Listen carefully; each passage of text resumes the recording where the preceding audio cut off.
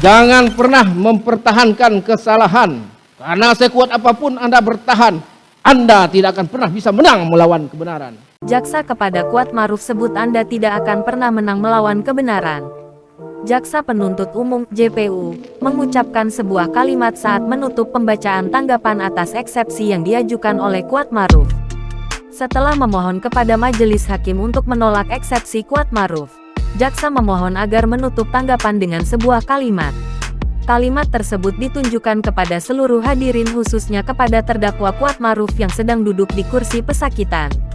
Penuntut umum akan menyampaikan quote yang dikemukakan oleh Oliver Wendell Holmes, yang artinya jangan pernah mempertahankan kesalahan.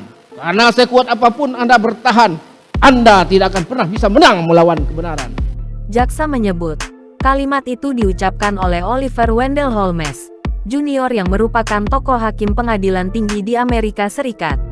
Selain membacakan kalimat itu ke Kuatmaruf, JPU juga memohon kepada majelis hakim untuk menjatuhkan putusan sela dengan 4 poin yang dimohonkan oleh jaksa. 1. Menyatakan menolak nota keberatan terdakwa dan penasihat hukum terdakwa Kuatmaruf untuk keseluruhan. Pertama, menolak eksepsi yang diajukan penasehat hukum Kuatmaruf secara keseluruhan. 2. Menyatakan surat dakwaan nomor register perkara PDM strip 244 Jakarta SL 10 2022 atas nama terdakwa Kuatmaruf telah disusun sebagaimana mestinya sesuai dengan ketentuan Kitab Undang-Undang Hukum Acara Pidana, dan oleh karena itu surat dakwaan tersebut dapat dijadikan dasar pemeriksaan perkara ini. Kedua, menyatakan surat dakwaan yang dibacakan Senin tanggal 17 Oktober tahun 2022 lalu sesuai dengan ketentuan Kitab Undang-Undang Hukum Acara Pidana dan bisa dijadikan dasar pemeriksaan perkara. 3. Menyatakan pemeriksaan perkara atas nama terdakwa Kuatmaruf dilanjutkan dengan pemeriksaan materi perkara. Ketiga, menyatakan pemeriksaan perkara atas nama terdakwa Kuatmaruf dilanjutkan dengan pemeriksaan materi perkara. 4. Memerintahkan agar penuntut umum memanggil para saksi pada persidangan berikutnya. Terakhir, memerintahkan JPU memanggil para saksi pada persidangan berikutnya. Sebelumnya, tim kuasa hukum Kuatmaruf meminta agar kliennya dibebaskan dari segala dakwaan yang telah dibacakan jaksa penuntut umum pada Senin, tanggal 17 Oktober tahun 2022 lalu.